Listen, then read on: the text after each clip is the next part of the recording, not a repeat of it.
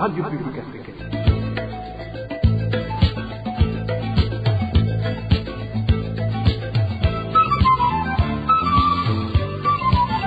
Radio Publique Africaine.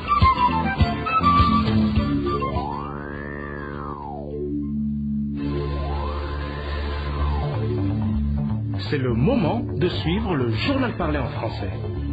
À la présentation, Josiane Mouzaned. Au sommaire de cette édition, les habitants de la commune Matongo dénoncent un détournement de fonds opéré par leurs responsables administratifs. C'est après avoir attendu en vain plus de 2 ans que les travaux de construction des bâtiments communaux pour lesquels ils ont contribué débutent. Célébration ce lundi de la Journée internationale des défenseurs des droits humains, une journée célébrée au moment où les défenseurs burundais en particulier font face à diverses difficultés, dont des menaces physiques. Vous le suivrez dans ce journal. Et dans ce journal, nous vous parlerons également de la célébration de la journée de lutte contre la corruption fêtée également aujourd'hui, alors que ce fléau se transforme de plus en plus en mode de gouvernance au Burundi. Voilà pour les grandes articulations. Bien le bonsoir chez vous, mesdames et messieurs. Tout de suite, le développement de ces titres.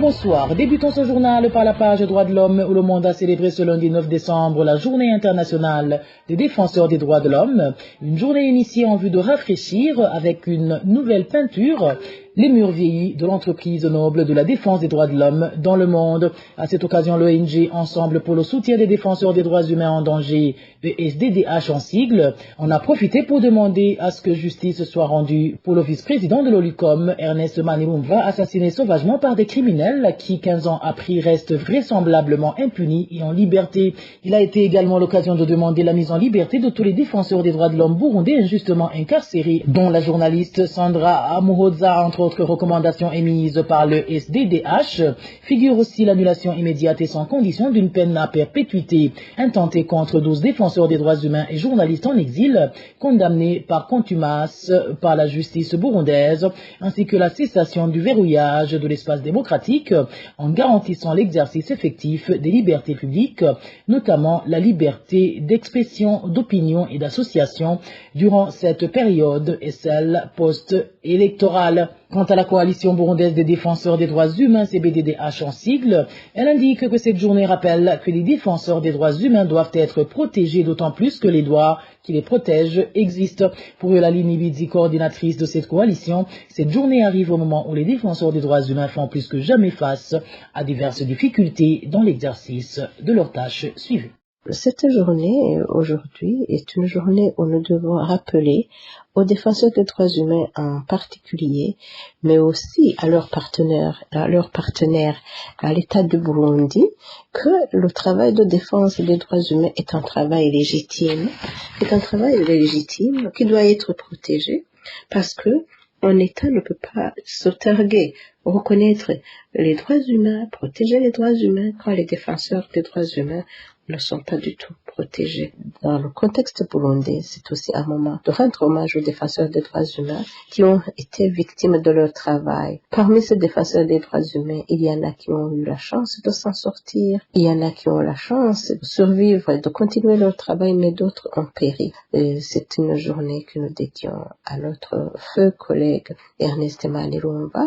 Il nous a Arkade Butoyi, à Madame Claudette, mais aussi aux journalistes qui ont été assassinés pendant leur travail. Là, nous avons Joël Guimala, nous avons Christophe Nkezabahizi et sa famille. Nous avons aussi une obligation d'hommage aux défenseurs des droits humains qui ont survécu. Là, nous avons Pierre Claver Mbonimpa, nous avons d'autres qui ont été emprisonnés, mais aussi libérés. Nous avons des journalistes qui ont été emprisonnés mais aussi libérés. Nous dédions aussi cette journée aux défenseurs des droits humains qui sont là, qui sont debout, qui sont victimes d'humiliation du jour au lendemain, qui sont victimes de restrictions de l'espace civique chaque jour, mais malgré tout restent debout. Cela se trouve au Burundi, cela se trouve en exil, cela porte encore des séquelles de cette situation de persécution. C'est donc un moment où nous rendons hommage à toutes ces victimes et où nous encourageons les défenseurs des droits humains qui restent debout.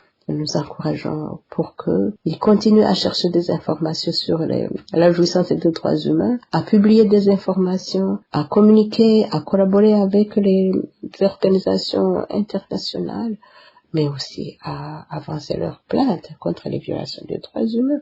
Et pour illustrer cela, nous allons donc vous brosser le tableau du calvaire vécu par certains défenseurs des droits de l'homme burundais qui vivent en exil. Ce sera avec mon confrère Clovis Nyonzima.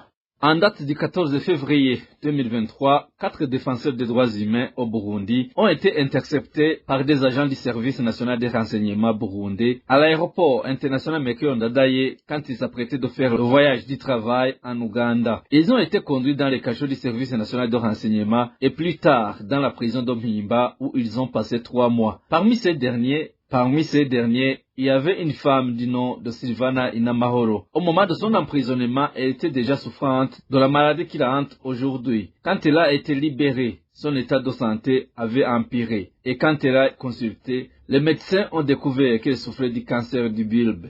Tout comme ses confrères, elle a continué d'être menacée jusqu'à ce qu'elle prenne le chemin de l'exil. Silvana Inamahoro, là où elle s'est réfugiée au Rwanda, sa vie est menacée car elle n'est pas en train de se faire soigner. Écoutons son témoignage.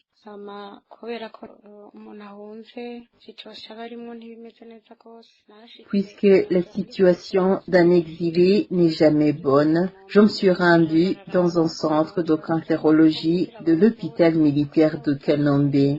Ils m'ont réexaminé et m'ont signifié qu'il me faut une somme de $4,880 de frais de soins de santé, une somme que je n'avais pas car c'était déjà difficile de survivre. J'ai essayé de chercher à gauche et à droite les moyens pour me procurer des produits qui pourraient m'aider à continuer à vivre. Mais, puisque je n'avais pas de moyens, à un certain moment, j'ai arrêté de prendre ces produits et je n'ai même pas d'assurance. Il n'y a même pas de moyens pour travailler car je ne peux pas m'asseoir pendant 2 heures, je ne peux pas rester debout et je ne peux pas marcher.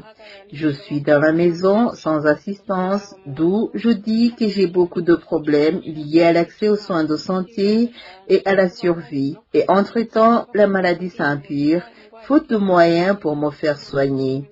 Je demande à toute personne qui m'écoute et touchée par ma situation, ainsi qu'à toute personne qui en est capable de m'en venir en aide.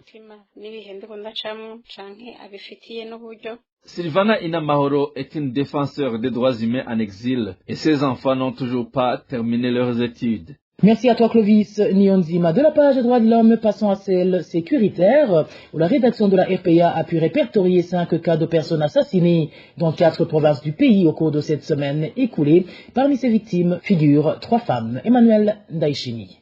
2 femmes ont été tuées en province Karouzi au cours de la semaine écoulée. La première est connue sous le nom d'Anne-Marie Naboucharou. Son cadavre a été découvert samedi dernier sur la vallée qui sépare les collines de Kigoma, Mubara et Kibuye, plus précisément dans la localité appelée Yabouhene, située au niveau de la zone Bibara, commune Mutumba. Nos sources à Mutumba indiquent que la victime a été étranglée par des personnes non encore identifiée. La deuxième femme tuée en province Karouzi est connue sous le prénom de Renate et est âgée de 60 ans. Son cadavre a été également retrouvé dans la zone Bibara, commune Mutumba, c'était jeudi dernier. Les sources à Mutumba indiquent que la victime a été violée avant d'être étranglée par des inconnus. Des individus qui se trouvaient avec elle dans un bistrot de la localité dans la nuit de mercredi passé ont été arrêtés par la police pour des raisons d'enquête. Une autre femme prénommée Sophie a été tuée au cours de la semaine écoulée en province Rutana. Elle a été tuée à l'aide de machettes jeudi dernier sur la colline Gakungu en commune Giharo. Des conflits fonciers seraient à l'origine de ce crime. Des personnes dont le fils de la victime ont été arrêtées par la police.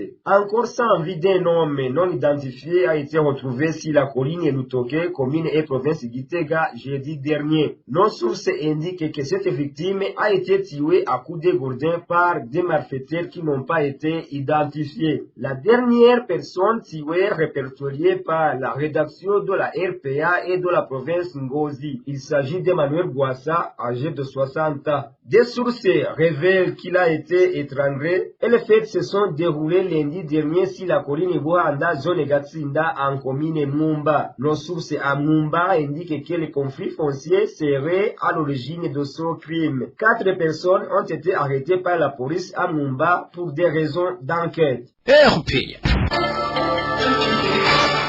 Le 9 décembre de chaque année, le monde célèbre la journée dédiée à la lutte contre la corruption, un phénomène qui au Burundi n'est plus un secret pour personne et qui existe dans tous les secteurs. Pourtant, le gouvernement burundais a presque mis dans les oubliettes la lutte contre la corruption. C'est du moins la déclaration de l'organisation Parole et Action pour le réveil des consciences et l'évolution des mentalités par ses sigles. Faustin Ndikumana, président de cette organisation, demande au gouvernement d'agir dans l'immédiat en mettant en place des mesures efficaces de lutte contre la corruption afin d'éviter que le pays tombe dans le chaos. Suivez Faustin Ndikumana, il est le président de la PARSEM.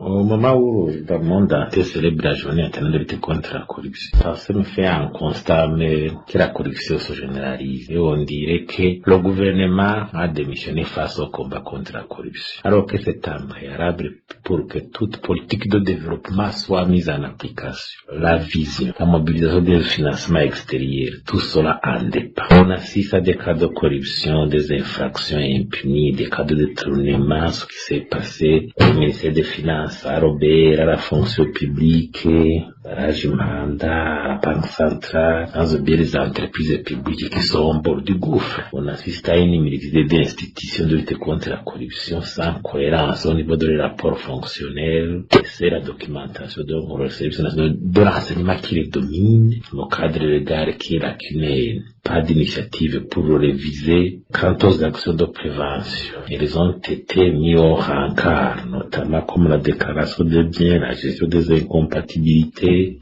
la justice a été paralysée et ligotée par le pouvoir exécutif et n'ose pas s'autosaisir un dossier ni un quelconque dossier de corruption. La Haute Cour de justice jusqu'à maintenant n'a pas encore mis sur pied aucune loi organique la mettant en place, n'a été promulguée. Donc je crois que quelque part il faut que le gouvernement se ressaisisse. Il faut mettre sur pied une stratégie nationale de bonne gouvernance. Organiser les états généraux autour de la question de gouvernance et de corruption pour donner des pistes de solutions à ce fléau. Parce que c'est un préalable. Il faut l'intérioriser. Sinon, le pays vraiment, petit à petit, va se retrouver dans une situation ingérable et incontrôlable. À ce propos, la RPA a pu s'entretenir avec les habitants de différentes provinces qui ont fait le même constat que la PARSEM. Et ces citoyens déplorent le fait que le gouvernement s'en prend uniquement aux petites gens, alors que les hautes personnalités corrompues, cela coule douce. Suivez plutôt quelques habitants qui se sont confiés à la RPA.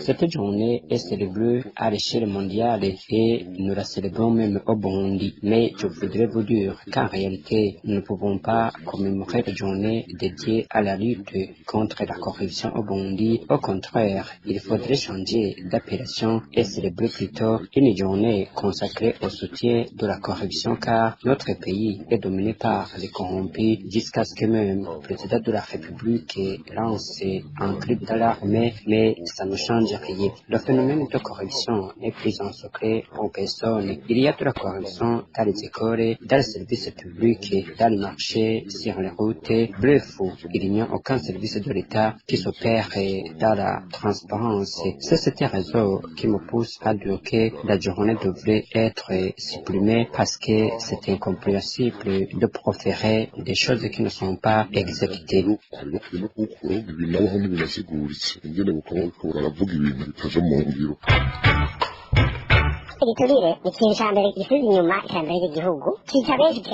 La corruption est la première à faire reculer l'économie du pays. C'est une minorité de gens qui en profitent au moment où la majorité en souffre. C'est visible que la corruption existe au Burundi. Il faut d'abord batailler contre les voleurs. C'est déplorable de voir que ce sont de petites gens qui sont châtiés pour avoir cueilli quelque chose dans les champs à cause de la faim, alors que les plus corrompus sont toujours épargnés. Vous avez entendu beaucoup d'exemples de marchés publics qui ont été attribués, mais qui se sont soldés en échec.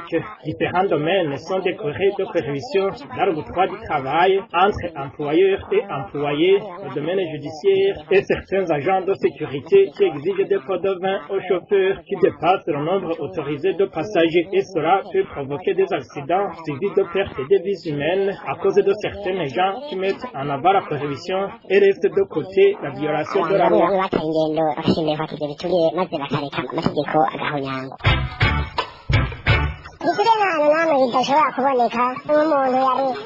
La corruption existe partout. Si quelqu'un était à me dire de te rétablir dans tes droits et que tu ne trouvais pas de bons devants à lui offrir et que ton adversaire parvient à en trouver, tu deviens nul alors que tu étais dans la droiture. En résumé, la corruption n'est pas bonne. Il faut la combattre. Par exemple, pour nous, les chauffeurs, avec la période de pénurie de carburant, nous étions obligés de former des files de tente, mais nous avons remarqué qu'on servait des gens qui passaient à côté moyennant de la hija. Vous comprenez que ce sont des conséquences de la corruption.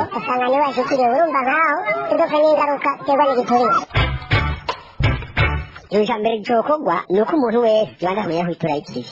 première chose, c'est que tout le monde soit conscient que la corruption est mauvaise et respecter la loi. Profitez de donner de la corruption à celui qui te l'exige. Et si l'on attrape des corrompus, il faut les punir. Et s'il le faut même, les suspendre ou les chasser du service.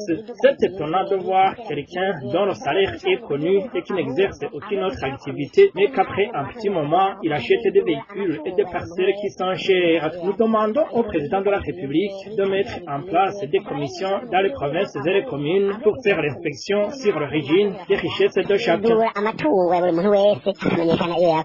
Le détournement de fonds et l'abus de pouvoir font donc partie des principales formes de corruption au Burundi. Selon Transparency International, cette organisation internationale indique que les dirigeants politiques sont souvent impliqués. Émile Nibasumba.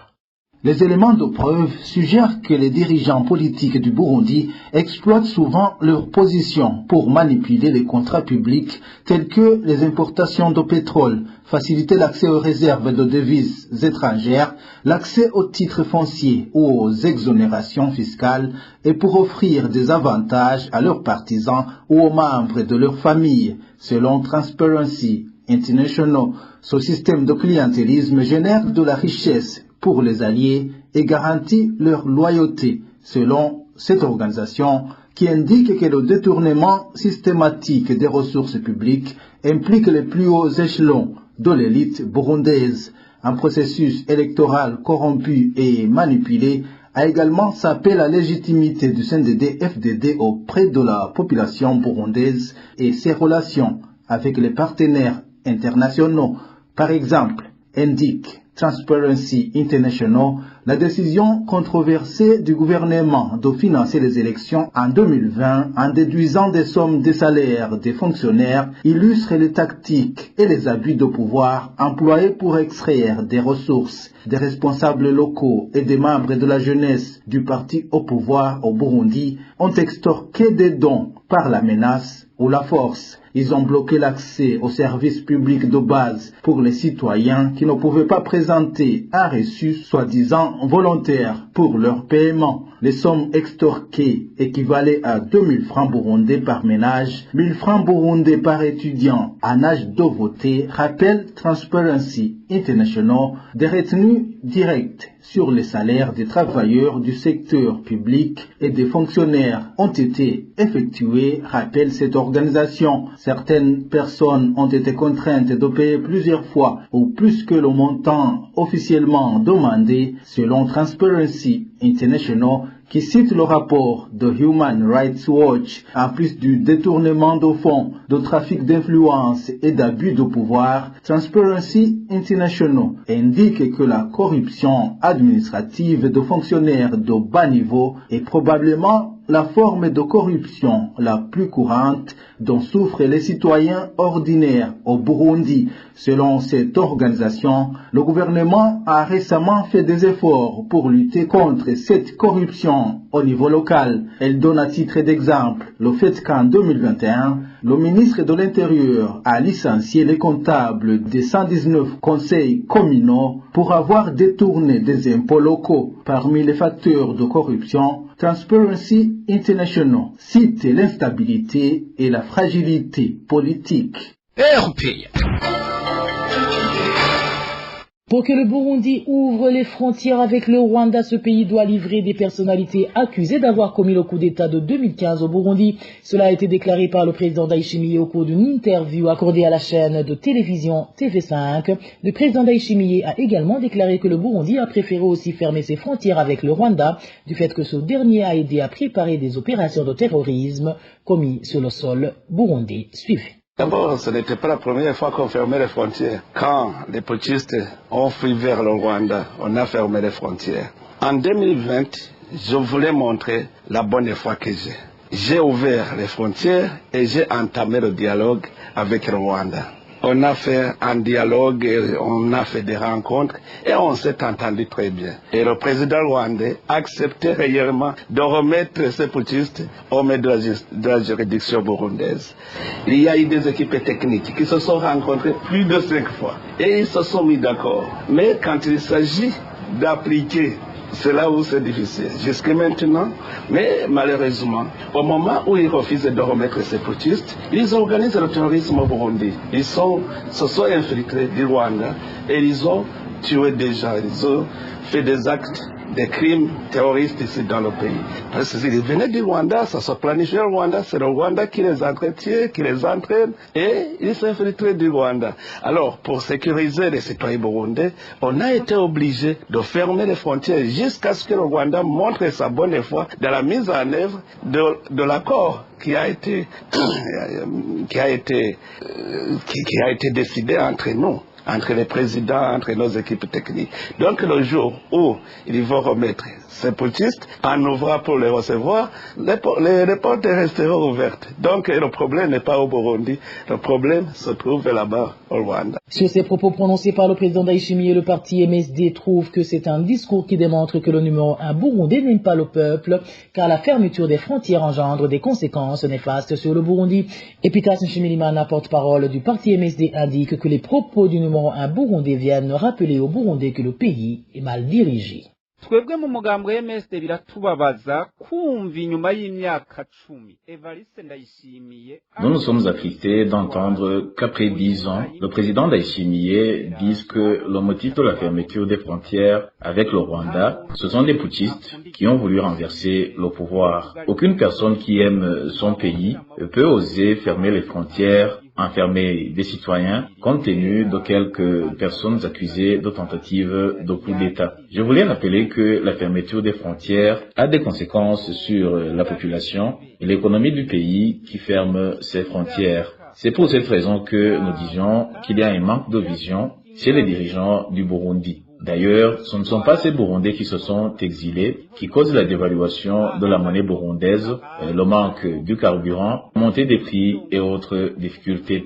Que les autorités burundaises assument les problèmes dont le pays fait face. Ce qu'il a dit rappelle que le Burundi n'a pas de dirigeants capables de gouverner le pays. C'est un semblant de clin d'œil qu'il fait aux Burundais qui doivent chercher eux-mêmes le changement. Que les Burundais n'attendent pas de changement sous le régime de Ndayishimiye, car ce dernier n'assume pas ses responsabilités, mais plutôt accuse ceux qui se sont exilés que c'est eux qui lui empêchent de développer le pays. Donc, c'est aux Burundais de se lever pour remettre les choses au beau fixe, car le temps attendu n'a rien signifié au président Ndayishimiye et ses collaborateurs. Et avant de clore ce journal, parlons société où les habitants de la commune de Matongo, nous sommes en province Kayanza, ne décolèrent pas et pour cause, ils ne comprennent pas pourquoi les travaux de construction d'un bâtiment communal pour lequel ils ont contribué ne démarrent pas, et ce, plus de 2 ans après s'être acquittés des contributions irrelatives, d'où ces habitants pensent aujourd'hui que cet argent a été détourné. Le point avec Rémi Nderagakura. Des habitants de la commune de Matongo, dont nous nous sommes entretenus, indiquent que les 2 ans viennent de s'achever après le paiement de leurs contributions destinées à la construction du bureau communal, des contributions faites après l'exhibition du plan de l'immeuble de son bureau. Chaque citoyen donnait sa contribution sur base de ses revenus, comme le témoigne celui-ci. Un simple citoyen à faible revenu donnait 1500 francs burundais. Ceux qui exercent des métiers et des fonctionnaires de l'État contribuaient 2000 francs burundais. Les commerçants contribuaient sur base de leurs revenus. Il y en avait qui donnaient 5000, 10 000, 20 000, 50 000 et même plus.